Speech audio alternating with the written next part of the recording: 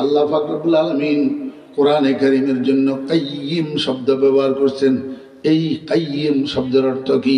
কাইয়িম শব্দের अर्थ হলো ये कुरान जो है दुनिया के लोगों के हर चीजों को कायम करने वाला, हर चीजों को कायम करने वाला। दुनिया একটা মানুষের দুনিয়া আখিরাতের যত জরুরত, দুনিয়া আখিরাতের যত হাজত, দুনিয়া আখিরাতের যত কল্যাণ, দুনিয়া আখিরাতের যত মঙ্গল, সব কিছুকে দণ্ডায়মান করনে वाला এই কোরআনে কারীম। যদিও দুনিয়ার মানুষ বুঝে না, যদিও দুনিয়ার মানুষ বুঝে না, কোরআনের দ্বারা দুনিয়ার সমস্যার সমাধান হয়, কোরআনের দ্বারা আখিরাতের সমস্যার সমাধান হয়, কোরআনের দ্বারা দুনিয়ার হাজত পুরা হয়, কোরআনের দ্বারা আখিরাতের হাজত পুরা হয়। আমার ভাইয়েরা দোস্ত বাপ, এক সময় আমাদের দেশে ছাত্রদেরকে মাদ্রাসায় পড়াইবে লাই কইলে বাপেরা কইতো মাদ্রাসা ছড়াইলে ভাত পায় না, মাদ্রাসা ছড়াইলে ভাত পায় না। অনগা দেখা যায় মাদ্রাসা পড়াইলে এগুনে বাত অন্যদের থেকে ভালো পায়। তার প্রমাণ মাদ্রাসায় পড়ুয়া একটা ছেলেও বেকার নাই, কিন্তু ইংরেজি পড়ুয়া, এমনকি বিসিএস করা, এলএলবি করা, এলএলএম করা, আল্লাহু আকবার। আমার বেরা দোস্ত আবাব, লক্ষ লক্ষ বাংলাদেশে জেনারেল শিক্ষিত বেকার, চাকরি নাই, কিন্তু মাদ্রাসায় পড়ুয়া একটা ছেলেও বেকার। বুড়া মানুষ খেয়াল করে নাই, ওই কাদার মধ্যে ফাও দিয়ে দিছে, ফাও স্লিপ করছে, ফাও সামনের দিকে চলে গেছে হুজুর, পিছনের দিকে দবাস করে পড়ে গেছে। এখন ফাও যে সামনের দিকে গেছে, ওই ফাওয়ের গসায় পানির নিচে যে কাদা ছিল, এই কাদা একটু উঠি সামনের দিক থেকে যেই যুবতী আসতেছে, এই যুবতীর গালের উপরে পড়ছে একটু কাদা, একটু কাদা। যুবতী নিয়ে এটার গালের উপরে কাদা কেন পড়লো, বুড়া শেষরা কেন খাইলো, আষাঢ় কেন খাইলো, বুড়ার ফাঁয়ের লগে লাগি কাদা কেন যুবতীর গায়ে পড়লো। যুবক পোলাইটা দুই টপকা দিয়ে আসি খাজা আজিজুল হাসান মজুব রহমতুল্লাহ আলাইহির মুখের উপরে মারছে সজোরে থাপ্পড়, মুখের উপরে মারছে থাপ্পড়।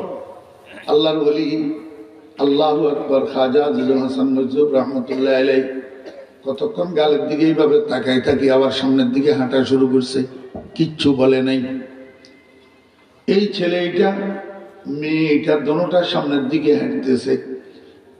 10-20 হাত যাওয়ার পরে কোনো মাটিও, পানিও নাই, কাদাও নাই, ভিজাও নাই, কিচ্ছু নাই, শুকনা মাটির মধ্যে হঠাৎ তার দুইটা পাও, একটা পাও আর একটা পাওর সাথে বাড়ি খাইয়া পাওর মধ্যে কচকা লাগি পড়ে গেছে।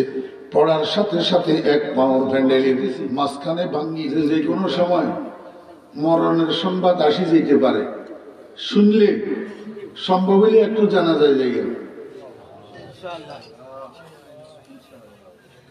ফরিদুদ্দিন মারা গেছে, শুনলে একটু সম্ভব হলে জানা যায় যাইয়েন।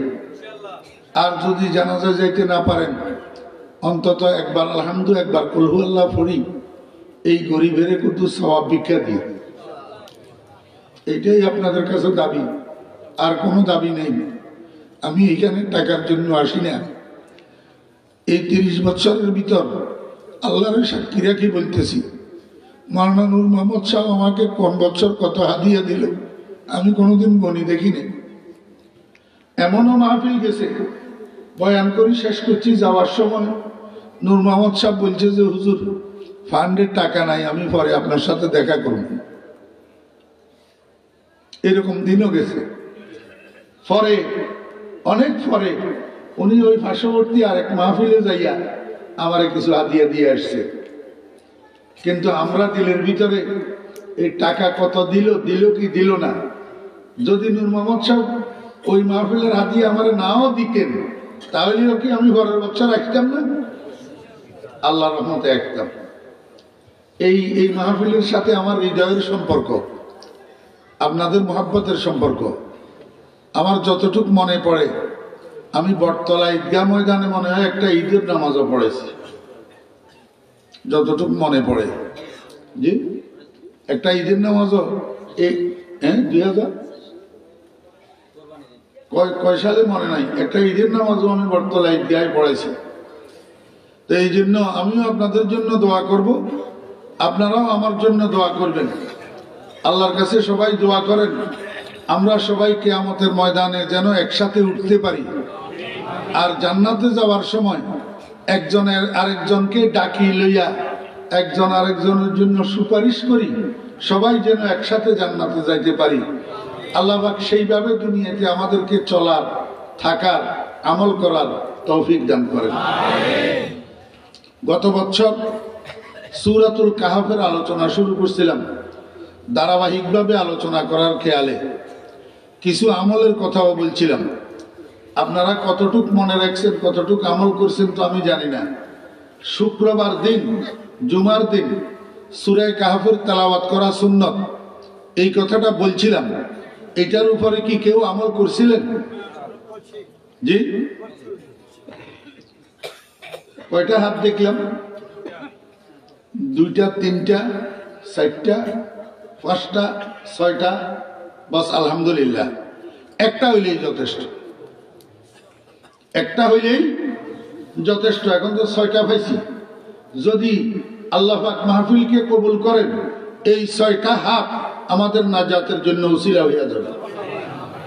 জি, ওনারা যদি কিয়ামতের ময়দানে আল্লাহর হাবিবের সামনে বলে যে হুজুর ফরিদউদ্দিনের বয়ান শুনি আমরা শুক্রবার দিন সূরা কাহফ তেলাওয়াত করতাম, খালি এই কথাটা বললে নবীজির সামনে বাস কাফি, আর দরকার নেই। আলহামদুলিল্লাহ। আমি নাম পরিচয় বলবো না, ঢাকার একজন বড় মানুষ, একটা প্রতিষ্ঠিত দলের একটা থানা সভাপতি, পল্টন থানা সভাপতি, বলি না অসুবিধা কি, বিএনপির পল্টন থানার সভাপতি। উনি আমাকে আমার রুমে আসি একদিন বলতেছে, হুজুর আমরা একটা সার্কেল আছে, আমাদের সার্কেলের সকলের মুখে দাড়ি শুধু আপনার বয়ানের কারণে, শুধু আপনার। তা আমার চোখের পানি আর আমি ধরে রাখতে পারি নাই। আমি বললাম, জানাব এই কথাটা একটু কিয়ামতের ময়দানে আল্লাহর রাসূলের সামনে একটু বলবেন নি, আমার সাথে ওয়াদা করেন। আল্লাহর হাবিবের সামনে এই কথাটা একটু বলবেন নি যে আমরা একটা সার্কেল আছি, আমাদের সকলের মুখের দাড়ি শুধু আপনার বয়ানের কারণে। বস আমার আর কিছু দরকার নাই তো, একটা মানুষ আমল করলে যথেষ্ট। একটা মানুষের আমলের কারণে এই পুরা জলসা কামিয়াব। দেশ থেকে বিদেশ থেকে যতজনে টাকা দিতেছেন, আমি বলবো আপনাদের টাকা দেওয়া সার্থক, আপনাদের টাকা দেওয়া সার্থক। গত বছরের বয়ানের উপরে 6 জন মানুষ আমল করেনেওয়ালা হাত তুলি দেখাইছে, বস আর দরকার নাই তো। আল্লাহু আকবার। এই গত বছর বলছি কিনা আমার মনে নাই, এই বছর আপনাদেরকে একটা কথা বলি। সূরাতুল কাহফের প্রথম 10 আয়াত, যারা কোরআন তেলাওয়াত করতে জানেন প্রথম 10টা আয়াত মুখস্থ করে নেবেন।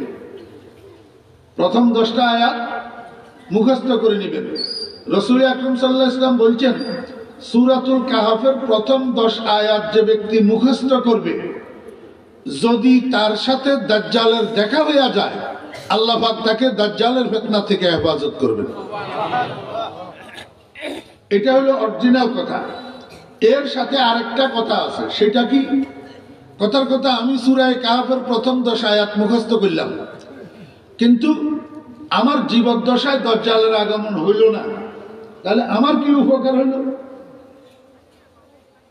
কথা বুঝেন?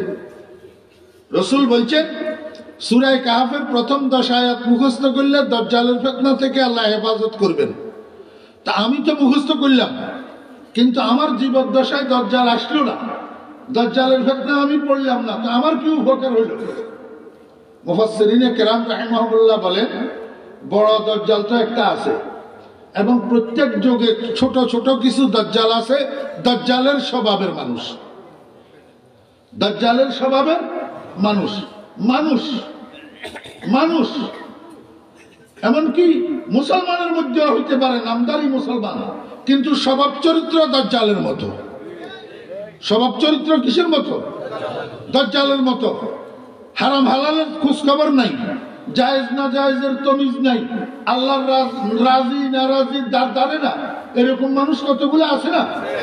জি, আল্লাহু আকবার। আল্লাহর রাসূলের এই কথা প্রমাণ করে যে যেই মানুষ যেই যুগে সূরাতুল কাহফের প্রথম 10 আয়াত মুখস্থ করবে, এই সমসাময়িক দাজ্জালগুলার দাজ্জালি স্বভাবের থেকে আল্লাহ পাক তাকে হেফাজত করবে। এদের স্বভাবের কোনো ক্রিয়া তার উপরে পড়বে না, তার উপরে। একটা উদাহরণ আমি দিই, আমাদের ছেলেদের মনে কষ্ট যাবে। দুইটা ছেলে কলেজে পড়ে, এই দুটা ছেলে আর দুইটা ছেলের সাথে বন্ধুত্ব করছে। কলেজে পড়ুয়া দুইটা ছাত্র আর দুইজন ছেলের সাথে কি করছে? বন্ধুত্ব করছে। যেই দুইজনের সাথে বন্ধুত্ব করছে, একজন হইল মদ পানে অভ্যস্ত, আরেকজন নামাজ পড়ায় অভ্যস্ত। একটা নামাজি আর একটা মদদি, একটা নামাজি আর একটা কি মদদি। তো বুঝি থাকলে বলেন তো, এই দুই বন্ধুর প্রভাব ওই দুই বন্ধুর উপরে পড়বে কি পড়বে না? যেই বন্ধু মদদি, তার প্রভাব ওই কলেজের ছাত্র বন্ধু তার উপরে পড়বে। যেই বন্ধু নামাজি, তার প্রভাব ওই কলেজের ছাত্র বন্ধুর উপরে পড়বে। কেমনে? সন্ধ্যা হইলে মাগরিবের আজান যখন শুরু হবে, মদদিটাই তার বন্ধুরে হাত ধরেই টানবে অন্ধকার গলের দিকে, বলবে বন্ধু আয় তোরে এক জায়গায় নিয়ে যাব, সেখানে যাইয়া ফেন্সিডেল খাওয়াই দিব। মা কথা কয় না? কি খাওয়াই দিব? ফেন্সিডেল খাওয়াই দিব। আর যেই বন্ধু নামাজি, হে আজান শোনার সাথে সাথে তার বন্ধুরে হাত ধরেই টানবে, বন্ধু আয় আজান হয়ে গেছে, মাগরিবের নামাজটা পড়িয়া। এক বন্ধু আরেক বন্ধুরে নিয়ে যাব মদের দোকানে, আরেক বন্ধু আরেক বন্ধুরে নিয়ে যাব কোথায়? মসজিদে। তো একটা হইল ইমাম মাহদী আলাইহিস সালামের স্বভাব, আর একটা হলো দাজ্জালের স্বভাব। কার স্বভাব? দাজ্জালের স্বভাব। এখন যেই কলেজ পড়ুয়া ছাত্র সূরা কাহফের প্রথম 10 আয়াত মুখস্থ করবে, তার উপরে এরকম অসৎ বন্ধুর প্রভাব পড়বে না।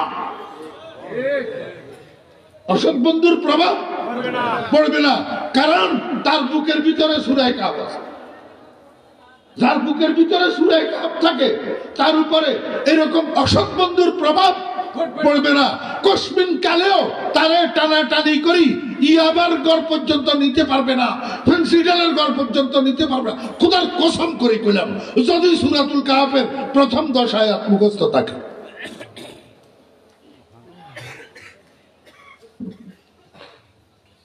ছোট মিয়ারা, কোরআন শরীফ তো বাপে ছোট থাকতে পড়াই দিছে নুরানিতে নিয়া। এখন তোমার সেটা আসেনি, এখন কোরআন শরীফটা পড়তে জানোনি, তুমি পড়তে পারোনি না, ভুলে গেছ। মনে রাখিও, কোরআন শরীফ শিখি ভুলে যাওয়া কবিরা গুনাহ। কোরআন শরীফ শিখি ভুলে যাওয়া কবিরা গুনাহ। যারা ছোটবেলায় আব্বাই নুরানিতে মক্তবে পাঠাইয়া তোমারে কোরআন শিখাইছে, প্রতিনিয়ত কোরআন পড়াপড়ির মধ্যে রাখি সেটাকে শানিত রাখতে হবে, ভুলে যাওয়া যাবে না। আমার দায়িত্ব আমি আদায় করে যেতেছি, যদি না মানো সেটা তোমার ব্যাপার। যারা কোরআন শরীফ আগে পড়তে পারতা, নুরানিতে কোরআন শরীফ পড়া শিখছ, কোরআন শরীফের তেলাওয়াত জানছ, এখন ভুলে গেছ, নতুন করে রিপিট করি কোরআনে কারিমের তেলাওয়াত ঠিক করো, না হলে তোমার মধ্যে আর হরেশচন্দ্রের পোলার মধ্যে কোনো ডিভাইডার থাকবে না।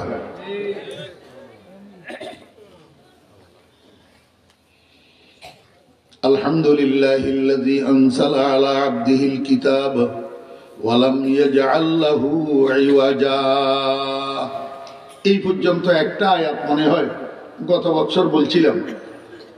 আমি রপ্তর জন্য এই বছর আবার এটাকে অনুবাদ করতেছি, আর অনুবাদ করলেও কি 10 বার বললেও কি আপনাদের মনে থাকবে না?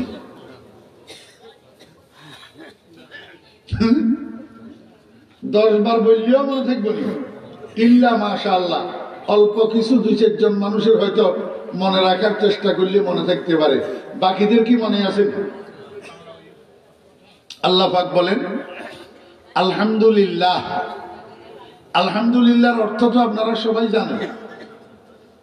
জি, আলহামদুলিল্লাহর অর্থ সবাই জানেননি না জানেন না? এই মাহফিলগুলার আয়োজন কেন করা হয়? সর্বসাধারণ মুসলমানদেরকে কোরআনের জ্ঞান দেওয়ার জন্য, কোরআন শিখানোর জন্য, কোরআন বুঝানোর জন্য। প্রতি বছর এক এক দিন ৪-৫ জন ওলামায়ে কেরাম বয়ান করেন। প্রত্যেক আলেমে একটা, দুইটা, চারটা, পাঁচটা, সাতটা, 10টা কোরআনের আয়াত পড়ি অনুবাদ করেন, ব্যাখ্যা করেন। কিন্তু আপনি কি এই 30, 32, 34 বছরে 34টা কোরআনের আয়াতের অনুবাদ শিখতে পারছেন? কি লাভ হইল? কি জন্য ব্যয় করতেছেন এই সময়? আলহামদুলিল্লাহ অর্থ কি? আলহামদু অর্থ কি? সমস্ত প্রশংসা, সমস্ত প্রশংসা। আলহামদু, আলহামদু প্রশংসা। আল আল আল আল আল আলিফ লাম জবর আল, এইটার অর্থ হইল সমস্ত। এইটার অর্থ কি? সমস্ত। এটাকে আলিফ লাম ইস্তিগরাকি বলে আরবি গ্রামারের মধ্যে। এর অর্থ হইল সমস্ত। তা হামদুন মানি প্রশংসা, আলহামদু মানি সমস্ত প্রশংসা, লিল্লাহি মানি আল্লাহর জন্য। সমস্ত প্রশংসা কার জন্য? আল্লাহর জন্য। কোন আল্লাহ? আল্লাজি, যিনি। আল্লাজি অর্থ যিনি। আনজালা অবতীর্ণ করেছেন। সমস্ত প্রশংসা ওই আল্লাহর জন্য যিনি অবতীর্ণ করেছেন। কার উপর অবতীর্ণ করেছেন? আলা আবদিহি, আপন বান্দার উপর। আপন বান্দার উপর। আপন বান্দা বলতে আল্লাহ পাক কাকে বুঝাইলেন? মুহাম্মাদুর রাসূলুল্লাহ সাল্লাল্লাহু আলাইহি ওয়াসাল্লাম। আলা আবদিহি, আপন বান্দার উপর। আয় আলা রাসূলিহি, অর্থাৎ রাসূলের উপর। কার উপর? রাসূলের উপর। এখানে মুফাসসিরিনে কেরাম রাহিমাহুমুল্লাহ একটা সূক্ষ্ম কথা বলছেন, মনোযোগ আছেন?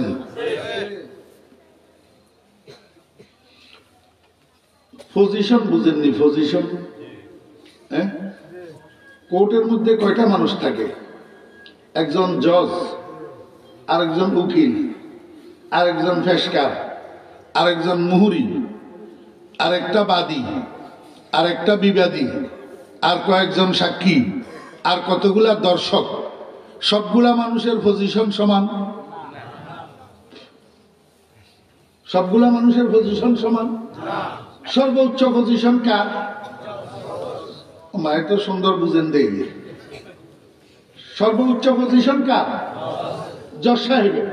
জজ সাহেবের উপরে আর কারো পজিশন নাই। জজ সাহেব সেখানে সর্বসম্মানী, এই জন্য জজ সাহেব যখন এজলাসে বসে, কোর্টের ভিতরে উকিল, ব্যারিস্টার, মুহুরি, ফেসকার যতজন আছে সবাইকে উঠি দাঁড়াইতে হয়। সবাইকে উঠি কি হইতে হয়?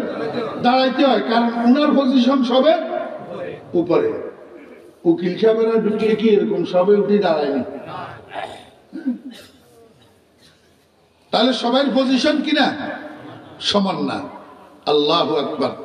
আল্লাহ পাকের দরবারে কতগুলা পজিশন আছে? কতগুলা পজিশন আছে? এই পজিশন গুলার মধ্যে এক দৃষ্টিতে সর্বোচ্চ পজিশন মাকামে রিসালাত। এক দৃষ্টিতে সর্বোচ্চ পজিশন মাকামে রিসালাত। রসুলদের মাকাম, রসুলদের পজিশন, এটা হলো সর্বোচ্চ পজিশন। আল্লাহর কাছে সবচেয়ে সম্মানী পজিশন হলো রিসালাতের পজিশন। কথা বুঝছেন না বুঝেন নাই? তবে হ্যাঁ, আল্লাহ পাকের কাছে সবচেয়ে পছন্দের পজিশন, সবচেয়ে পছন্দের পজিশন হলো মাকামে আবদিয়ত। মাকামে আবদিয়ত, দাসত্বের পজিশন, গোলামীর পজিশন, বন্দেগীর পজিশন। কথা বুঝছেন না বুঝেন নাই? এই জন্য আল্লাহ পাক রব্বুল আলামিন রাসূল আকরাম সাল্লাল্লাহু আলাইহি ওয়াসাল্লামকে জিজ্ঞাসা করছে, বন্ধু আপনি তো আমার হাবিব, এখন আপনারে আমি এই রসুলের পজিশন দিতাম না গোলামীর পজিশন দিতাম? রসুল আকরাম সাল্লাল্লাহু আলাইহি ওয়াসাল্লাম কে রব্বুল আলামিন আমারে গোলামের পজিশন দেন, আমারে কি দেন? গোলামের পজিশন দেন। এখন গোলামের পজিশন দেওয়ার কারণে রসুল আকরাম সাল্লাল্লাহু আলাইহি ওয়াসাল্লামের রসুল হওয়াটা কি ক্যান্সেল হয়ে যাবে? জি, আল্লাহ পাক রব্বুল আলামিন বন্ধু, আপনার রসুল হওয়ার পথ যেটা সেটা বহাল থাকবে, কিন্তু সেটার থেকেও আমার কাছে আমার বন্দা হওয়ার পজিশনটা বড়। বন্দা হওয়ার পজিশনটা কি? আচ্ছা, আপনারা নামাজের মধ্যে তাশাহুদ পড়েননি? তাশাহুদ কোন জায়গায় কয়? আল্লাহুম্মা সাল্লি আলা আত্তাহিয়াতু, এটা তাশাহুদ। তো তাশাহুদ যে পড়েন শেষ কিনার দিয়ে যায় কি এখন? ওয়া আশহাদু আন্না মুহাম্মাদান, আগে আবদুহু তারপরে রাসূলুহু, কিয়া আগে আবদুহু কা। আল্লাহ কয় বন্ধু এটা হইলো আমার পছন্দের পজিশন, আর ওইটা হইলো আপনার দায়িত্বের পজিশন। এটা আমার পছন্দের পজিশন, ওইটা আপনার দায়িত্বের পজিশন। আপনার পদবি যেটা সেটাও আমি উল্লেখ করতেছি, সেটা কোনো ক্যান্সেল না। তবে আমার কাছে পছন্দ হইল আপনার আব্দুহু, এই জন্য আগে আব্দুহু তারপরে রাসূলু। বুঝছেন না বুঝেন না? এই জন্য আল্লাহ পাক রব্বুল আলামিন কোরআন শরীফের জায়গায় জায়গায় জায়গায় জায়গায় মুহাম্মদুর রাসূলুল্লাহ সাল্লাল্লাহু আলাইহি ওয়াসাল্লামকে যেখানে উল্লেখ করেছেন, সেখানে আল্লাহ পাক রব্বুল আলামিন রসুল শব্দও বলছেন, নবী শব্দও বলছেন, কিন্তু বেশিরভাগ ক্ষেত্রে আল্লাহ পাক নবীজির জন্য আব্দ শব্দ ব্যবহার করেছেন। আব্দ মানে গোলাম। আব্দ মানে কি? গোলাম। একটা বেশ কম আছে, কি করতে রাখবেন? রসুল একজন। রসুল কয়জন? একজন। একাধিক হইতে পারে না, কিন্তু আব্দ একাধিক হইতে পারে। আব্দ হওয়ার জন্য রসুল হওয়া জরুরি না, রসুল হওয়ার জন্য আব্দ হওয়া জরুরি। রসুল হওয়ার জন্য গোলাম হওয়া কি জরুরি? আল্লাহর গোলাম না হলে রসুল হতে পারে না, কিন্তু গোলাম হওয়ার জন্য রসুল হওয়া কিনা জরুরি না। গোলাম একেবারে কিয়ামতের আগের দিনের রিক্সা ড্রাইভার একটাও হইতে পারবে। কিয়ামতের আগের দিনের রিক্সা ড্রাইভার একটাও কি হইতে পারবে? গোলাম হইতে পারবে। কিসের দ্বারায়? আমলের দ্বারা। কিসের দ্বারায়? ইবাদতের দ্বারায়। কিসের দ্বারায়? বন্দেগীর দ্বারায় গোলাম হওয়া যাবে। আমার ভাইয়েরা, দোস্ত আহবাব, রসুলের মধ্য থেকে হোক অথবা অন্যদের মধ্য থেকে হোক, মানুষ যখন মকামে আবদিয়তের মধ্যে পৌঁছায়, গোলামির পজিশনে যখন পৌঁছায়, আল্লাহ পাক রব্বুল আলামিন উনার ব্যাপারে যেই কোনো সিদ্ধান্ত নেওয়ার আগে উনাকে জিজ্ঞেস করে, বান্দা আমি তোমার ব্যাপারে এই সিদ্ধান্ত নিতে চাই, তুমি রাজি আছো কিনা বলো। আগে বান্দারা জিজ্ঞেস করে। खुदा खुद बंदे से पूछे बता तेरा रजा क्या है, खुदी को कर बुलंद इतना कि हर तकदीर से पहले खुदा खुद बंदे से पूछे बता तेरा रजा क्या है। আল্লাহর বান্দা কতগুলা দুনিয়াতে এমন আছে, হুট করে কসম একটা করি বইছে, হুট করে কসম একটা করি বইছে, খোদার কসম আমি এটা করব না, খোদার কসম আমি এটা খাবো, খোদার কসম আমি সেখানে যাব, হুট করে কসম একটা করি বইছে। কিন্তু আল্লাহর গোলাম, কিন্তু কি আল্লাহর গোলাম। আল্লাহকে, ও বান্দা আমার নামে তুমি কসম করছো, তুমি আমার গোলাম, তোমার কসম কেমনে পুরা হয়, তোমার কসম কেমনে বাস্তবায়ন হয়, আমি আল্লাহ সেই ব্যবস্থা করে দেব। খাজা আজিজুল হাসান মজজুব রহমতুল্লাহ আলাইহি, হযরত মাওলানা আশরাফ আলী থানভী রহমতুল্লাহ আলাইহির আজাল্লে খলিফা খাজা আজিজুল হাসান মজজুব, ও স্কুল কলেজের ছাত্র ভাইয়েরা, খাজা আজিজুল হাসান মজজুব একদিনের জন্য মাদ্রাসায় ভর্তি হয়নি। সম্পূর্ণ জেনারেল শিক্ষিত এবং ডেপুটি কমিশনার ছিলেন। ডেপুটি কমিশনার ইংরেজি শিক্ষিত মানুষ, জেনারেল শিক্ষিত, ডেপুটি কমিশনার, ভারত সরকারের সরকারি চাকরিজীবী। আমার বেয়েরা দোস্ত আহবাব, হযরত থানভী রহমতুল্লাহ আলাইহির কাছে মুরিদ হইছে, মুরিদ হইয়া নিজেকে থানভী রহমতুল্লাহ আলাইহির কাছে অর্পণ করে দিয়েছে। হযরত থানভী রহমতুল্লাহ আলাইহির প্রেসক্রিপশন অনুযায়ী মেডিসিন সেবন করছে। হযরত থানভী রহমতুল্লাহ আলাইহির দিক নির্দেশনা অনুযায়ী ওজিফা পালন করছে। হইতে হইতে হইতে হইতে এই ইংরেজি শিক্ষিত মানুষটা হযরত থানভী রহমতুল্লাহ আলাইহির খলিফা হইছে। খাজা আজিজুল হাসান মজুব রহমতুল্লাহ আলাইহি ফজরের নামাজ পড়ি রাস্তা দিয়ে হাঁটতে বাইরে গেছে, মর্নিং ওয়াক করে। রাস্তার কিনারে কিনারে হাটের মুরব্বী, রাত্রে বৃষ্টি হইছে, রাস্তার পাশটা ভিজা, সামনের দিকে হাঁটতেছে। সামনের দিকে থেকে একটা যুবক ছেলে আর একটা যুবতী মেয়ে এদিকে আসতেছে। একটু সামনে যাওয়ার পরে রাস্তার পাশে একটা গর্ত, এই গর্তের মধ্যে চিচিরা পানি, নিচে কাদা। খাজা আজিজুল হাসান মজুব রহমতুল্লাহ আলাইহি বুড়া মানুষ খেয়াল করে নাই, ওই কাদার মধ্যে ফাও দিয়ে দিছে, ফাও স্লিপ করছে, ফাও সামনের দিকে চলে গেছে, হুজুর পিছনের দিকে দবাস করে পড়ে গেছে।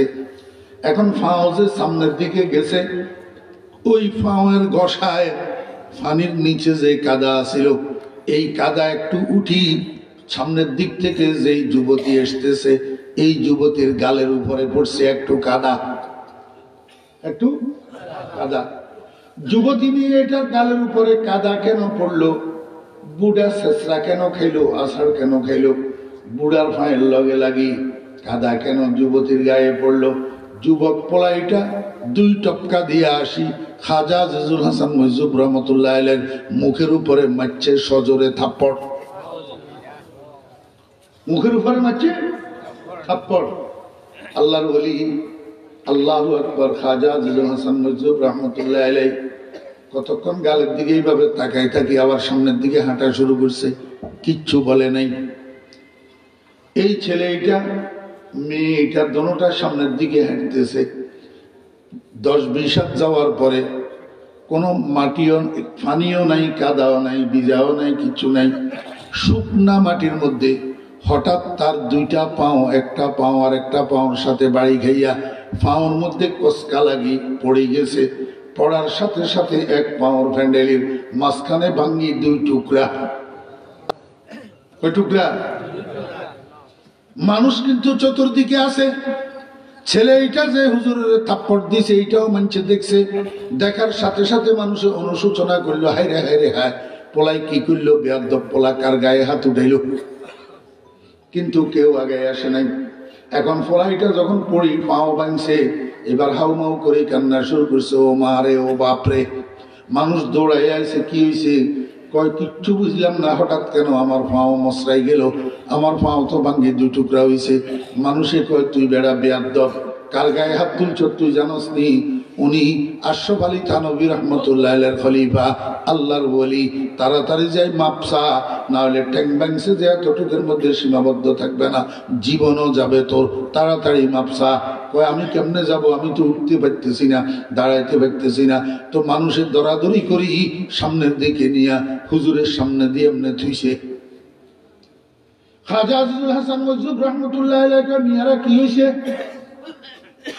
বলা এটাকে হুজুর আমি অন্যায় করছি, ভুল করছি, আপনার সাথে বেয়াদবি করছি, আপনার গায়ে হাত উঠেছি, আমার মেহরবানি করে মাফ করে দেন। আমি তো পড়ি আমার পাওটা দুই টুকরা হইয়া গেছে, আমারে আল্লাহর ওয়াস্তে মাফ করে দেন। খাজা আজিজুল হাসান মজুব রহমতুল্লাহ আলাইহি কয়, বাবারে তোমারে মাফ করার মতো আমার কাছে কিছু নাই, আমার কাছে কিছু নাই। তুমি একজনের ভালোবাসো, তার গালে কাদা পড়ছে, আমার থেকে প্রতিশোধ নিছ। আমারে একজনে ভালোবাসে যে একজন উপরে আছে, আমার গালে থাপ্পড় পড়ছে, উনি তোমার থেকে প্রতিশোধ নিছে। তোমার প্রিয়জনের গালে কাদা পড়ছে, তুমি আমার থেকে প্রতিশোধ নিছ। ওই উপরওয়ালার প্রিয়জনের গালে থাপ্পড় পড়ছে, উনি তোমার থেকে প্রতিশোধ নিছে। এখানে তোমারে মাফ করার মতো আমার হাতে কিছু। खुदी को कर बुलंद इतना कि हर तकदीर से पहले खुदा खुद बंदे से पूछे बता तेरा रजा क्या है। এটার নাম মাকামে আবদিয়ত। এটার নাম কি? মাকামে আবদিয়ত। আল্লাহু আকবার। আরো একটা দুইটা উদাহরণ দিয়ে বুঝাইলে আপনারা ভালো বুঝতেন, কিন্তু আমার হাতে সময় নাই। আলহামদুলিল্লাহ, সমস্ত প্রশংসা আল্লাহর জন্য। আল্লাজি আনজালা, যিনি অবতীর্ণ করেছেন, আলা আব্দিহি, আপন বান্দার উপর, অর্থাৎ আপন রসুলের উপর, আল কিতাবা, একটা কিতাব, একটা কিতাব। সেই কিতাবটার নাম কি? বাল হুয়া কুরআনুম মাজিদ, বাল হুয়া কুরআনুম মাজিদ। সমস্ত প্রশংসা ওই আল্লাহর জন্য যিনি অবতীর্ণ করেছেন একটা কিতাব নিজের রসুলের উপরে। এই পর্যন্ত আয়াতটা বুঝছেননি বাংলা? এবার শব্দে শব্দে অনুবাদ করতে পারবেননি। আলহামদুলিল্লাহিল্লাযী আনজালা আলা আবদিহিল কিতাব। মনোযোগ আসেনি? ওয়ালাম ইয়াজআল লাহু ইওয়াজা, দিস ইজ দ্য পয়েন্ট। ওয়ালাম ইয়াজআল লাহু ইওয়াজা। আল্লাহ পাক রাসূলের উপরে কোরআন তো নাযিল করেছেন কি অবস্থায়? কয় যে এমন অবস্থায় যে কোরআন শরীফের মধ্যে কোন রকমের বক্রতা নাই। কোন রকমের কি নেই? বক্রতা নাই। আমার একখানা বুঝি থাকলে কোনছেন, বেয়া রাস্তা দিয়ে হাঁটতে সুবিধা না সোজা রাস্তা দিয়ে হাঁটতে সুবিধা? বেয়া কথা বুঝতে সুবিধা না সোজা কথা বুঝতে সুবিধা? খোলারে বাপে জিজ্ঞাসা যে রাতের 12টা বাজে যে ঘরে ঢুকলি এতক্ষণ গেছিলি গন্ডে? খোলায় কয় আমনে ভাত খাইছেন নেই? খোলারে বাপে কি জিজ্ঞাসা? রাতের 12টা বাজে যে ঘরে ঢুকলি এতক্ষণ গেছিলি গন্ডে? খোলায় কয় আমনে ভাত খাইছেন নেই? বাপে কয় যে টেড়া কথা করছা, যেটা জিজ্ঞাসা করি সেটার উত্তর দে। কি করছা? টেড়া কথা করছা। তাহলে বোঝা যায় কথা কথা কিন্তু সোজা আছে আর কথা কিন্তু টেড়া আছে। কথা কথা কিন্তু কি আছে? টেড়া আছে। এটা আমাদের দেশের ভাষার মধ্যেও প্রচলন আছে। একজনের একজনে কয় যে টেড়া কথা করছা, বেয়া কথা করছা। তাহলে বোঝা যায় বেয়া কথা টেড়া কথা কোন কথা? যেটা বুঝতে কষ্ট হয়, যেটা বুঝতে কষ্ট হয়। তার বিপরীতে আছে সোজা কথা, যেটা সরল বুদ্ধ, সহজ বুদ্ধ, বুঝতে কষ্ট হয় না। আল্লাহ পাক রব্বুল আলামিন কয় আমার কোরআন এটা সহজ বুদ্ধ কিতাব, সহজ বুদ্ধ কিতাব, সোজা সোজা কিতাব, সহজলভ্য কিতাব। আমার কোরআনের কথার মধ্যে, ভাষার মধ্যে, শব্দের মধ্যে, অর্থের মধ্যে, হুকুমের মধ্যে, নিষেধের মধ্যে, আদেশের মধ্যে, কোনো কিছুর মধ্যে এমন বক্রতা নাই যেটা তোমার বুঝতে কষ্ট হইব, যেটা তোমার মানতে কষ্ট হইব, যেটা তোমার পালন করতে কষ্ট হইব। এমন কোন বেকাটেরা কথা আমি কোরআন শরীফের মধ্যে দিই নাই। কথা বুঝছেন না? বুঝেন না? ওয়ালাম ইয়াজআল লাহু ইওয়াজা। লাম ইয়াজআল আই লাম ইয়াদা, লাম ইয়াদা লাহু আই ফিহি। আল্লাহ পাক রব্বুল আলামিন কোরআন শরীফের মধ্যে ইওয়াজা, ইওয়াজা মানে বক্রতা, বেকাপনি, টেড়াপনি। আল্লাহ কয়েছে কোরআন শরীফের মধ্যে আমি কোনো বেকাপনি টেড়াপনি রাখি নাই যেটা তোর বুঝতে কষ্ট হইব, যেটা তোর মানতে কষ্ট হইব, যেটা তোর পালন করতে কষ্ট হইব। এমন কোন হুকুম যেই পর্দারে এখন দুনিয়ার মানুষে আল্লাহু আকবার মানবাধিকার লঙ্ঘন বলতেছে। ফরদারে এখন ইসলামের দুশ্মনেরা, কাফেরের বাচ্চারা মানবাধিকার লঙ্ঘন বলতেছে। আমার বেয়েরা দোস্তাবাব আর মুসলমান নামের কুলাঙ্গার কতগুলা এই ক্ষেত্রে আসি ইহুদি খ্রিস্টানের সমর্থন করে ফরদার বিরুদ্ধে বিবৃতি দেয়। ফরদার বিরুদ্ধে কি বিবৃতি দেয়? আল্লাহ কয় যে আমি অকল্যাণকর, অসুখকর কোন কিছু কোরআন শরীফের মধ্যে রাখি নাই। কোরআন শরীফের শব্দের মধ্যে কোনো বাঁকাপনি নাই, কোরআন শরীফের মানার মধ্যে কোনো বাঁকাপনি নাই। যেটা তোমার বুঝতে কষ্ট হবে, কোরআন শরীফের আদেশ নিষেধের মধ্যে আল্লাহ পাক তোমার জন্য যেই বিধি বিধানগুলা কোরআন শরীফের মধ্যে দিয়েছেন, এই বিধি বিধানগুলোর মধ্যে তোমার জন্য ক্ষতিকর, তোমার জন্য অকল্যাণকর কিচ্ছু কোরআন শরীফের মধ্যে নাই। আল্লাহ কয় বান্দা যত আদেশ যত নিষেধ সব তোর জন্য কল্যাণকর, সব তোর জন্য লাভজনক। এখানে তোর ক্ষতিকর কোনো কিছু আমি কোরআন শরীফের মধ্যে দিই নাই। এমন কিছু কোরআন শরীফের মধ্যে নাই যেটা তুই মানি নিতে কষ্ট হবে, যেটা তুই বুঝি নিতে কষ্ট হবে, যেটা নিয়ে তোর রিচার্জ করতে তোর কষ্ট হবে। ওয়ালাম ইয়াজআল লাহু ইওয়াজা। এবার বুঝছেন কোরআন শরীফ সহজ না বাঁকা? এই 90 বছর বয়সে, 90 বছর বয়স পর্যন্ত একটা মানুষে যদি কোরআন তেলাওয়াত না জানে, 90 বছর বয়সে যদি ওনার খেয়াল হয় আমি কোরআন শরীফের তেলাওয়াত শিখমু, আমি কোরআন শরীফের কসম করি আপনাদেরকে আশ্বস্ত করলাম যে 90 বছর বয়সের একটা বুড়া মানুষ যদি খেয়াল করে কোরআনের তেলাওয়াত শিখবে, তার জন্য কোরআনের তেলাওয়াত শেখা কঠিন নয়। কঠিন? আমাদের ছাগলনাইয়ার নুরামত চেয়ারম্যানের আব্বা হাজী বদিউজ্জামান, ডাক নাম বতুয়াজি। নুরামত চেয়ারম্যানের আব্বা বতুয়াজি, আসল নাম হাজী বদিউজ্জামান।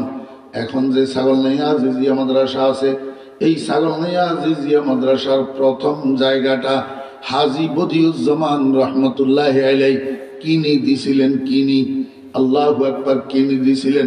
ফটিয়ার মুফতি সাহেব হুজুর রহমতুল্লাহ আলাইহি ছাগলনাইয়া বাজারের মধ্যে ঘুরতে ঘুরতে হঠাৎ কয় যে এই জায়গাটা কার? বতুয়াজি কয় হুজুর কিনলে? কয় জায়গা ইয়ে নতুন এলেমের খুশবু আসতেছে, এলেমের খুশবু আসতেছে। বতুয়াজি কয় হুজুর যারই জায়গা আপনি জন কইছেন এলেমের খুশবু আসতেছে, এই জায়গার মধ্যে মাদ্রাসা হবে। আমি বদিউজ্জামান জায়গাটা কিনি, মাদ্রাসার জন্য ওয়াকফ করে দিমু।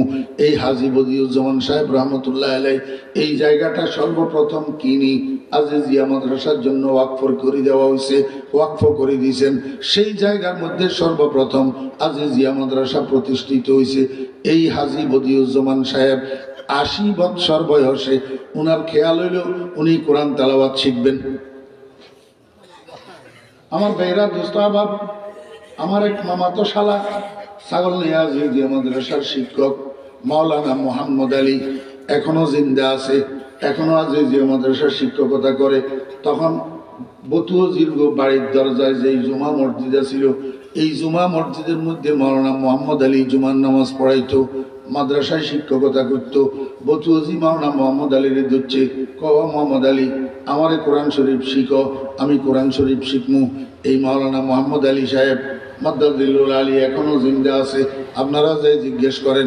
এই সারাক্ষণ বতুয়াজি সারাদিন মোহাম্মদ আলী হুজুরের কামরার ভিতরে বসে বসি মোহাম্মদ আলী হুজুরের থেকে কোরআন তেলাওয়াত শিখতে আল্লাহর রহমতে হাজী বদিউজ্জামান সাহেব কোরআন শরীফ তেলাওয়াত শিখে ফেলছে। মরতে কোরআন তেলাওয়াত করি মারা গেছে। আল্লাহ পাক রব্বুল আলামিন বলেন ওয়ালাকাদ ইয়াসসারনাল কুরআনা লিযিকর, ওয়ালাকাদ ইয়াসসারনাল কুরআনা লিযিকর।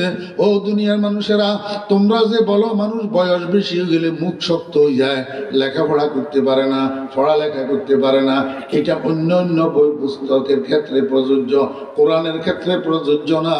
কোরআন শরীফকে আল্লাহ পাক রব্বুল আলামিন এমন সহজলভ্য করে দিয়েছেন, যেই কোনো বয়সে 70-80 বছর 90 বছর বয়সেও যদি একটা মানুষ কোরআনে কারিমের তেলাওয়াত শিখতে চায়, মনোযোগ সাপেক্ষে অল্প সময়ে কোরআনে কারিমের তেলাওয়াত শিখা সম্ভব।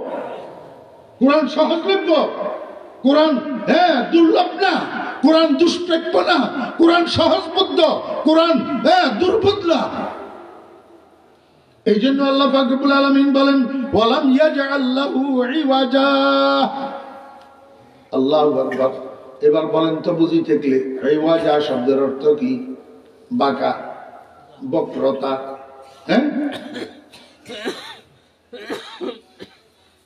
আল্লাহ পাক রব্বুল আলামিন নিজে বেজোড় বানাইছে, দেখেন জোড়া জোড়া বানাইছে, দেখেন কি সৃষ্টি জগতের মধ্যে যতগুলা সৃষ্টি আছে, যতগুলা বস্তু আছে, সব বস্তুর একটা বিপরীত বস্তু আছে।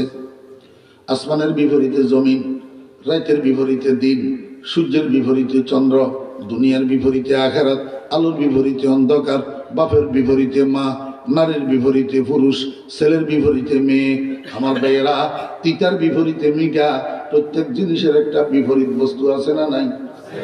এবারে বাঁকার বিপরীত কি? কথা কয় না? বাঁকার বিপরীত কি? এইসান এইসান আল্লাহ কি কয়? কাইয়্যিমান। কাইয়্যিমান এটা কি? এটা ইওয়াজানের বিপরীত। ইওয়াজানের বিপরীত।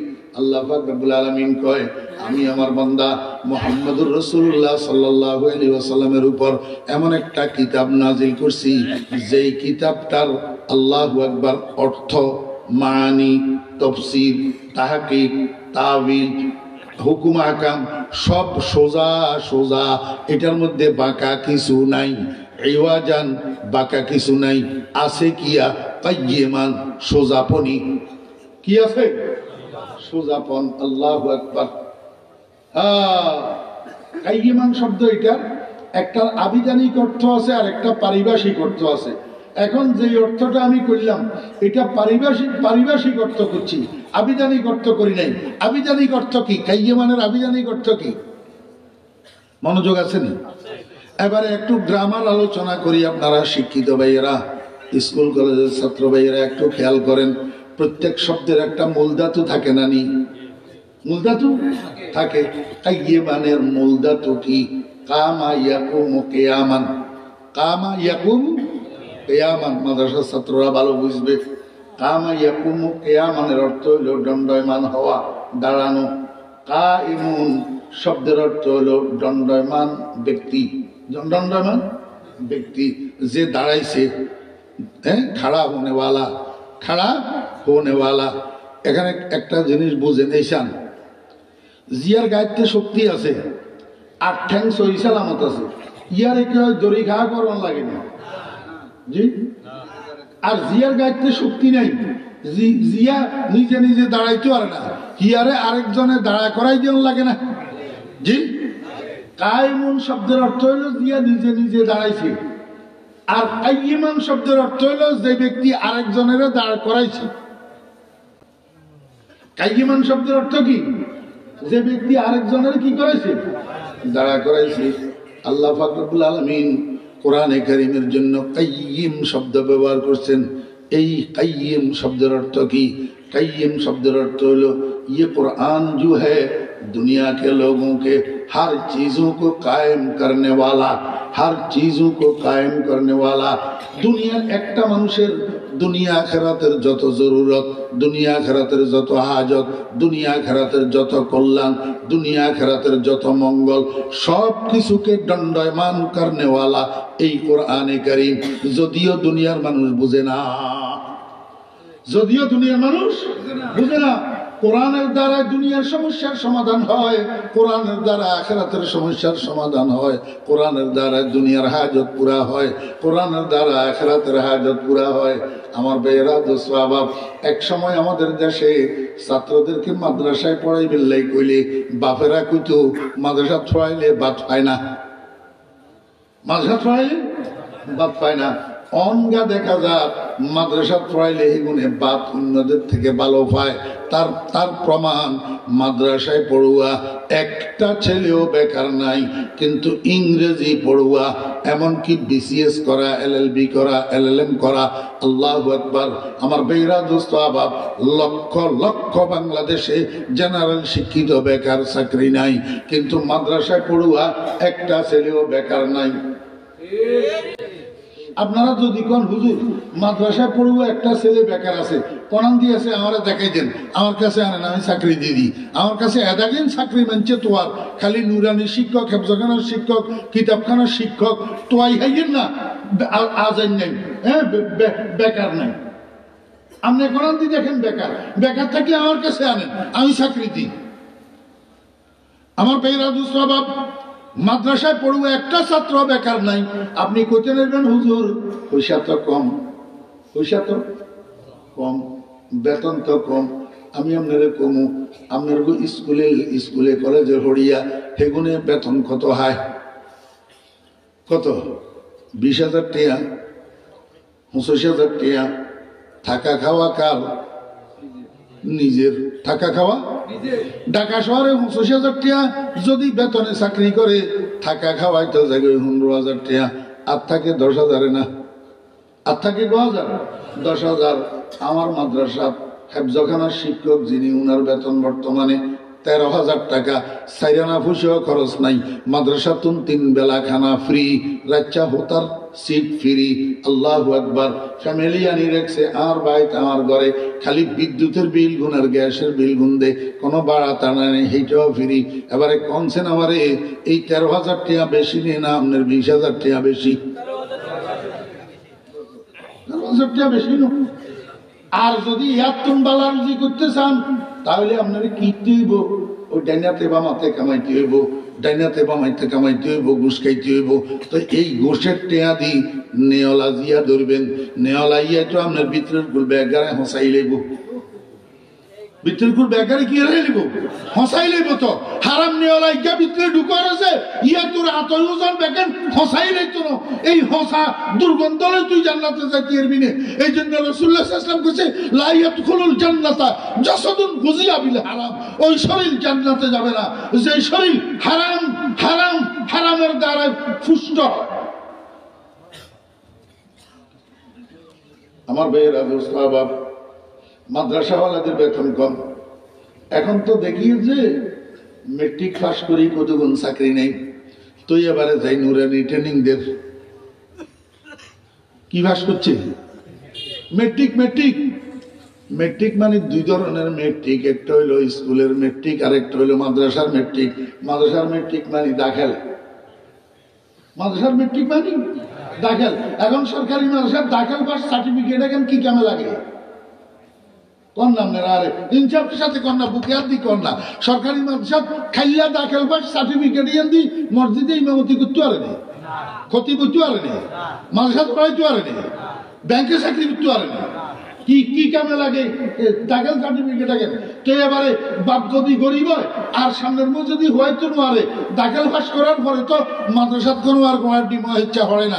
এবারে কলেজের মুই যাই গই, হ্যাঁ কিরাম কয়েছেন দাখিল হাস করা, দাখিল যার দিন হাস করে একদিন টুপি আর জুব্বা ঠিক আছে, দাখিল হাস করি বার হইলে এবারে টুপিও থাকে না, জুব্বাও থাকে না, এবারে জিন্সের প্যান্ট আর শার্ট উঠে যায়। তো এবারে চাকরি কোনটা কোরআন টিমের চাকরি নেই। তো দায়িত্ব পূর্ণ ভাই এবারে যাই নুরানি ট্রেনিং দিন। কি যে আমি প্রমাণ দিতে পারবো আপনাদেরকে, এই স্কুল থেকে মেট্রিক পাস করি চাকরি নেই, নুরানি ট্রেনিং দিই, নুরানি পড়ার সরকারি মাদ্রাসা থেকে দাখিল পাস করি চাকরি নেই, নুরানি ট্রেনিং দিন, নুরানি পড়ার। এর পরেও দেশের ভিতরে নুরানি শিক্ষকের যে চাহিদা তারপরেও পূরণ হইতেছে না, আরো অভাব। তারপরেও কি অভাব? আমরা যদি কোন হুজুর আপনার ১০ জন নুরানি শিক্ষক আছে, আপনি কাল্লা বেয়ানে আল্লাহকে দেখা করেন, আমি ১০ জন নুরানি শিক্ষকের চাকরি দিয়ে দেব, এত শর্ট। আর কয় মাদ্রাসা সবাইলে বলে বাতায় না এগুলো। তাহলে আমি ওই আর ড্রাইভারের জিজ্ঞান এই অক্টোবরের শুরু থেকে আজ ডিসেম্বরের ২৮ তারিখ প্রায় ৩ মাস। তো এই ৩ মাসের ভিতরে আমি কবার প্লেনে উঠছি আর ড্রাইভারের জিজ্ঞান আর পকেটে তিয়ার মোবাইল ইত্যাদি ২ টিকিট জমা আছে। আগামী বুধবারে সিলেট যাবে টিকিট, আবার শুক্রবারে ফার্স্ট ফ্লাইটে সিলেটের থেকে আইয়নের টিকিট, ২ আর মোবাইল ইত্যাদি অনলাইনে টিকিট অনও জমা আছে। আমরা এখন মাদ্রাসা সোয়ালি ভাত খায় না, আমি তো খালি হেলিকপ্টারে আর ফেলেনে ঘুরি। হ্যাঁ, স্কুলে হলে যে এখন বেগুনের সমান যোগ্যতা হয়নি, বেগুনের সমান যোগ্যতা হয়নি। তো ঠিক মাদ্রাসাওয়ালাদের গুণে বেগুনের সমান যোগ্যতা হয় না। যোগ্যতা অর্জন করলে ভাত এতে কোরমা আর হলাও খেয়েও তো শেষ করতে পারবে। আলহামদুলিল্লাহিল্লাযী আনজালা আলা আবদিহিল কিতাব ওয়া লাম ইয়াজআল লাহু ইওয়াজা কাইয়িমান। কি কাইয়িমান?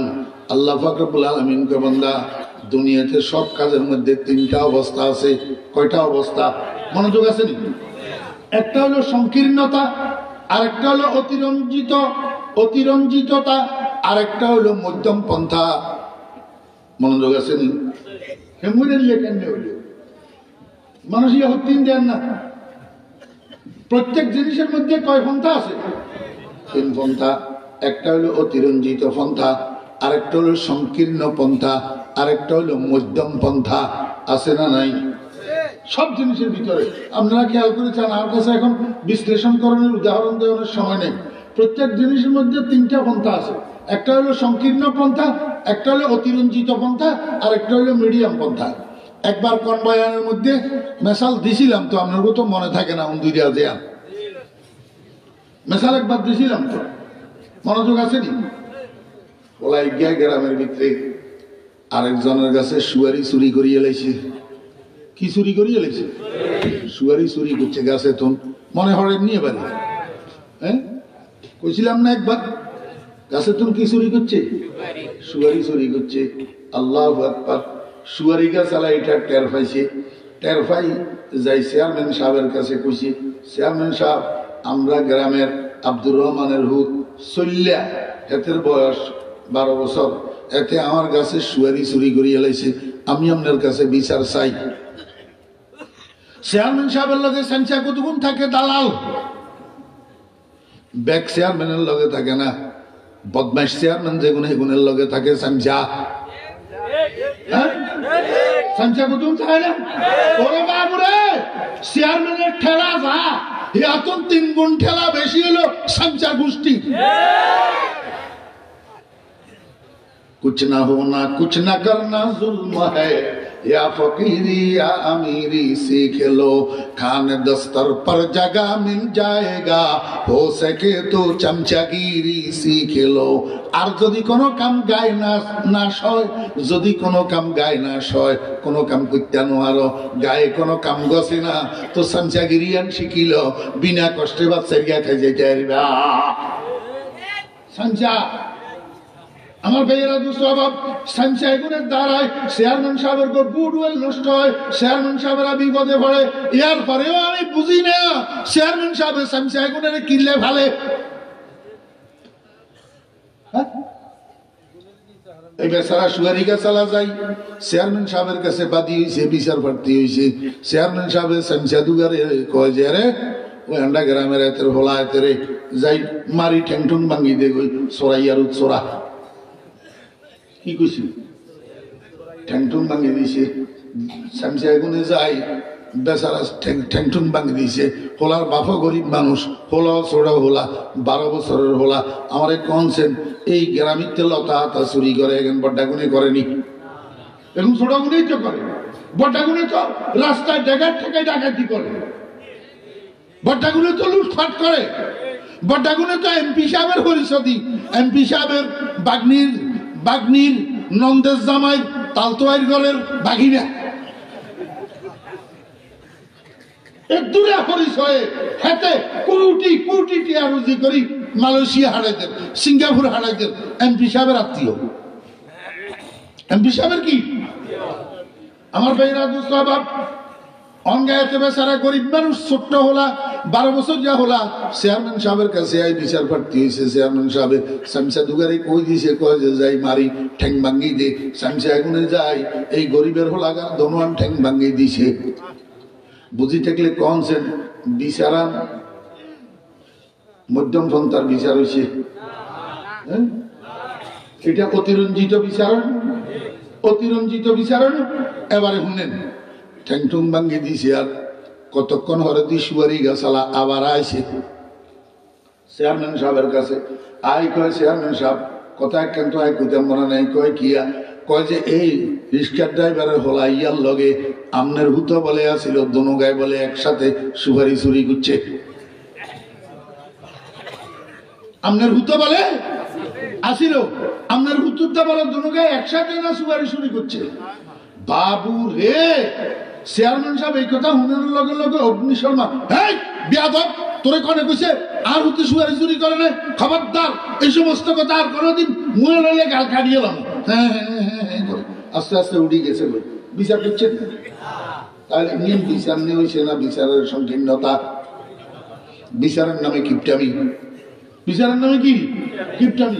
নিজের হুতের বেলায় আছে আর বিচারের নামে কিপটামি, ওই রিক্সার ড্রাইভারের ওলার বেলায় আছে আর বিচারের নামে অতিরঞ্জিত, বিচারের নামে অতিরঞ্জিত। আমার একখানা বুঝি থাকলে কর না, এই দনোয়ান বিচারের মাঝখান দিয়ে মধ্যম পন্থার বিচার একখানা আছে নেই, ইয়ানের নাম আদল। ইয়ানের নাম কি? আদল। এই আদলের লাই আল্লাহ নির্দেশ দিয়েছে, ইন্নাল্লাহা ইয়া'মুরু বিল আদল, ইন্নাল্লাহা ইয়া'মুরু বিল আদল। খুতবাতে শুনেননি আপনারা? ইন্নাল্লাহা ইয়া'মুরু বিল আদল। ও দুনিয়ার মানুষ, আল্লাহ তোমাদেরকে আদলের নির্দেশ দিতেছে। আদল মানে ইনসাফ, ইনসাফ মানে মধ্যম পন্থার বিচার, মধ্যম পন্থার বিচার। আমার বেরা দোস্ত আবাব, ফায়সালায়ে মুতাদালা, ফায়সালায়ে, এটা কোন বিচার? চেয়ারম্যান সাহেবের জন্য উচিত ছিল যে সময় সুপারি গাছ আলায় চেয়ারম্যান সাহেবের কাছে বিচার প্রার্থী হয়েছে, এই সময় চেয়ারম্যান সাহেব সুপারি গাছ আলারে করতো যে তুই এটা খা, আই কেনা হাতের করে বলাই। ওই রিক্সা ড্রাইভার হিয়ারে বলাইতো, হিয়ার হুতেরে বলাইতো, তিনজনের সামনাসামনি করি। এবার রিক্সা ড্রাইভারে জিজ্ঞাসা করতো, ক গাছের সুয়ারি চুরি করছে, কত 2 গাছের সুয়ারি চুরি করছে, ক ফোন হইব, ক আনুমানিক 3 ফোন হইব। তো 1 ফোন কত করি? 200 টাকা করি। তাহলে 3 ফোনের দাম কত? 600 টাকা। তো রিক্সা ড্রাইভারের কইতো, ভাই তোমার হলাই চুরি করছে 600 টাকা সুয়ারি, তুমি মেহরবানি করি এই 600 টাকা ওই সুয়ারি গাছ আলারে দিয়ে লো, সুয়ারি গাছ আলারে দিয়ে লো। ইয়ার পরে হলাই ইয়ারে কইতো, এই বেটা বেয়াদব, তোরা বাতা বালা মানুষ, কত জেন্টলম্যান, তুই বালার গত চোর কন্তু নলি, খবরদার আর কোনদিন কেউ গাছে উঠলে সুয়ারি হারলে একেবারে ব্লেড দিয়ে সাম্বা কাটিয়ে এলাম, যা দমকাই দিত। তাহলে হলা ইয়া জীবনে চুরি করতো না। ওই সুয়ারিয়ালারে তো 600 টাকা জরিমানা লইয়ে দিছে, সুয়ারিয়ালার আর কোনো অবজেকশন থাকতো না। হরের বাড়ি দ্বিতীয়বার যখন আবার আইসে সুয়ারি গাছালা করলো যে আপনার হুতো বলে হেঁটে আসিল, এই সময় চেয়ারম্যান সাহেব আবার বলাইতো, এতের জনেরাও বলাইতো, সুয়ারি গাছালারেও বলাইতো, আবার নিজের হুতরেও বলাইতো, বলাই 4 জনেরা উত্তর করি কইতো, ও ভাই সুপারি গাছওয়ালা, তোমার 600 টাকা সুপারি তো চুরি করছে, চোরের চোর বলে আর হুতো আসিল বলে, এক কাম করো ইয়ন্তন 300 টাকা তুমি অমিয়ারে রিক্সা ড্রাইভারের দিয়ে এলো, যেহেতু আর হুতে চুরি করছে জরিমানা আই সহ দিমু, 300 টাকায় আর কিচ্ছু আইতো যাইতো না। ধরো রিক্সা ড্রাইভারের 300 টাকা দেও, আর 300 টাকা আমি দিই, তুমি 600 টাকা লই যাও। নিজের উদ্গারে তোর সামনে একটু দমকাই দিত, এই বেটা চেয়ারম্যানের ফলা ওই তুই এরকম অন্যায় করস, চুরি চাপটামি করস, খবরদার আর কোনোদিন যদি এরকম শুনি আমার ঘরে তোর জায়গা নাই। ফলায় দমক খাইলে আর কোনোদিন ছোট্ট ছোট্ট হলা তো এগুন জীবনে চুরি করতো না। তাহলে সুয়ারি গাছ আলার সমস্যার সমাধান হইল, রিক্সা ড্রাইভারের সমস্যার সমাধান হইল, আমার বেয়েরা ফলাগুনেরও দমকাই দেওয়া হইল। এইটার দ্বারা চেয়ারম্যান সাহেবের মর্যাদা আরো বাড়তো নি না কোন হইতো? অন চেয়ারম্যান সাহেব যেটা করছে এটার দ্বারা মর্যাদা বাড়ছে না ক্ষুণ্ণ হয়েছে? তাহলে আমি আপনার ঘরে কয় প্রকারের বিচার শুনাইলাম? 3 প্রকারের বিচার। এক প্রকারের বিচারের মধ্যে বিচারের নামে কিপটামি, বিচারের নামে আল্লাহু আকবার জুলুম। আরেক প্রকারের বিচারের মধ্যে অতিরঞ্জিত, আরেক প্রকারের বিচার মিডিয়াম। আল্লাহ পাক রব্বুল আলামিন কয় কাইয়িমান, কাইয়িমান শব্দের অর্থ হলো মুতাদিলান। আমার কোরআনের মধ্যে কিপটামিও নাই, আমার কোরআনের মধ্যে সংকীর্ণতাও নাই, আমার কোরআনের মধ্যে উগ্রতাও নাই, আমার কোরআনের মধ্যে অতিরঞ্জিতও নাই। যাহা কিছু আছে সব কিছু মধ্যম পন্থার। আমি তোমাদেরকে যত আদেশ দিয়েছি, যত নিষেধ করছি, আল্লাহু আকবার, কোরআনের মধ্যে যত হুকুম দিয়েছি সবগুলা মধ্যম পন্থার। এমন কোনো আদেশ নাই যেটার দ্বারাই তোমার উপরে জুলুম হবে, এমন কোনো আদেশ নাই যেটার দ্বারাই তোমার উপরে তোমার ক্ষতি হবে, বরং সব কিছু মধ্যম পন্থার। কাইয়িমা, বুঝছেন? হ্যাঁ, আল্লাহ পাক রব্বুল আলামিন কয় আমার রাসূলের উপরে আমি এই মধ্যম পন্থার কিতাব কেন নাজিল করলাম, কেন নাজিল করলাম, কি জন্য নাজিল করলাম? আল্লাহ পাক রব্বুল আলামিন কয় লিয়ুনজিরাল্লাযিনা, লিয়ুনজিরা বাসান শাদীদাম মিন লাদুনহু, লিয়ুনজিরা বাসান শাদীদাম মিন লাদুনহু। লিয়ুনজিরা শব্দের অর্থ হলো যাতে তিনি ভীতি প্রদর্শন করেন, যাতে তিনি ভীতি প্রদর্শন করেন, যাতে তিনি ভয় দেখান। লিয়ুনজিরা, তিনি কে? রাসূল। কার উপরে নাযিল করছে? কোরআন, রাসূলের উপর। অতএব এই কোরআন দিয়া রাসূলে ভীতি প্রদর্শন করব, ডর লাগাইব। কি এর ডর? বাসান আয় আযাবান, শাস্তির। কিরকম শাস্তি? শাদীদান, কঠিন শাস্তি। কয় যে দুনিয়ার কাফের মুশরিকের ঘরে, দুনিয়ার বেদিনের ঘরে, বদ্দিনের ঘরে, দুনিয়ার আল্লাহু আকবার নাফরমানের ঘরে এই কোরআনের দ্বারা আমার রাসূল ভীতি প্রদর্শন করব। কিসের ভীতি? কঠিন আযাবের ভীতি। কঠিন আযাব কি? কঠিন আযাব জাহান্নামের আযাব। জাহান্নামের আযাবের থেকে কঠিন আর কোনো আযাব নাই। জাহান্নামের আযাবের থেকে কঠিন আর কোনো আযাব নাই। আল ইয়াযু বিল্লাহ। আল্লাহ পাক রব্বুল আলামিন বলেন এই কঠিন আযাব আসবে কোথা থেকে? আল্লাহ পাক রব্বুল আলামিন বলেন এই কঠিন আযাব আসবে আল্লাহর পক্ষ থেকে। কারণ জান্নাত কার বানানো? জাহান্নাম কার বানানো? কিয়ামতের ময়দানে সাত সূর্যের তাপ যে হবে, সূর্য কার বানানো? তামার জমিন কার বানানো? আল্লাহর বানানো। অতএব সমস্ত নাজ নিয়ামতের মালিক আল্লাহ, সমস্ত রহমতের মালিক আল্লাহ, সমস্ত বরকতের মালিক আল্লাহ, সমস্ত মাগফিরাতের মালিক আল্লাহ। আবার সাথে সাথে সমস্ত আযাব আর গজব শাস্তির মালিক আল্লাহ। শাস্তির মালিক কে? আল্লাহ। আল্লাহ পাক রব্বুল আলামিন বলেন আমার বন্ধু এই কোরআনের দ্বারা দুনিয়ার নাফরমানদেরকে, দুনিয়ার কাফেরদেরকে, মুশরিকদেরকে আল্লাহর পক্ষ থেকে যে তারা কঠিন শাস্তির সম্মুখীন হইতে হবে এটার ভয় দেখাবে। লিউনজিরা বাসান শাদীদাম মিন লাদুনহু ওয়া ইউবাশশিরাল মুমিনিন। শুধু কাফেরের ঘরে ভয় দেখাইবো যে এরকম না, শুধু কোরআনের মধ্যে ভয়ের আয়াত না, খুশখবরের আয়াত আছে, বেশারাতের আয়াত আছে। আল্লাহ পাক রব্বুল আলামিন বলেন কাফেরদেরকে তো ভয় দেখাবে, ইমানদারদেরকে কি করবে? ওয়া ইউবাশশিরা, এবং সুসংবাদ শোনাবে। কাদেরকে সুসংবাদ শোনাবে? আল মুমিনিন। ওয়া ইউবাশশিরাল মুমিনিন, এবং ইমানদারদেরকে সুসংবাদ শোনাবে। কিরকম ইমানদার? খাইলা ইমানদার হইলে হইতো না। কয় যে আল্লাযীনা ইয়ামালুনাস সালিহাত, যে সমস্ত ইমানদাররা নেক আমল করে। যে সমস্ত ইমানদাররা কি করে? নেক আমল করে। যে সমস্ত ইমানদাররা নামাজ পড়ে, যে সমস্ত ইমানদাররা রোজা রাখে, যে সমস্ত ইমানদাররা সুদের থেকে দূরে থাকে, যে সমস্ত ইমানদাররা ঘুষের থেকে দূরে থাকে, যে সমস্ত ইমানদাররা মদের থেকে দূরে থাকে, যে সমস্ত ইমানদাররা ইহুদি খ্রিস্টানের স্বভাবের থেকে দূরে থাকে। ইহুদি খ্রিস্টানের স্বভাব কি? এনে করে গোল করি চুলেরে গোল করি, নিচের গানের কুট্টা কুট্টা করি, এবার উর্ফের গানের তুবাই গেবান্দি দড়িরা লাগে যে হাতে মারে তুন আইবের সময় যেগেন লইয়া আছে হ্যাগেন রই গেছে, হ্যাগেন রয়ে গেছে। মাথার মধ্যে তুবাবন্দি রেখছে। এটা কার হেয়ার স্টাইল? এটা মদিনার কামলিওয়ালার হেয়ার স্টাইল না মোদি দাদার হেয়ার স্টাইল? এটা তো হিন্দুর হুলাগলের হেয়ার স্টাইল। তুই মুসলমানের হুলা তুই কিনলেই হিন্দুর হেয়ার স্টাইল গ্রহণ করলি। তুই মুহাম্মদুর রাসূলুল্লাহ সাল্লাল্লাহু আলাইহি ওয়াসাল্লামের হেয়ার স্টাইল গ্রহণ কর। আমার ভাইয়েরা, দোস্ত আহবাব, আল্লাহ পাক রব্বুল আলামিন কয় বন্ধু আপনি কোরআন শরীফ দিয়ে আমার ইমানদার বান্দাদেরকে আপনি আল্লাহু আকবার সুসংবাদ দিবেন। কোন সে সমস্ত ইমানদার? আল্লাযীনা ইয়ামালুনাস সালিহাত, যারা নেক আমল করে, যারা পাঁচ ওয়াক্ত নামাজ পড়ে, যারা রোজা থাকে, যারা মুহাম্মদুর রাসূলুল্লাহ সাল্লাল্লাহু আলাইহি ওয়াসাল্লামের জীবন আদর্শ অনুযায়ী জীবন চালায়, নেক আমল করে। ওয়া ইউবাশশিরাল মুমিনিন আল্লাযীনা ইয়ামালুনাস সালিহাত, ইমানদারদেরকে, যে সমস্ত ইমানদাররা নেক আমল করে সুসংবাদ দিবে আমার রাসূল কোরআনের মাধ্যমে। কিসের সুসংবাদ দিবে?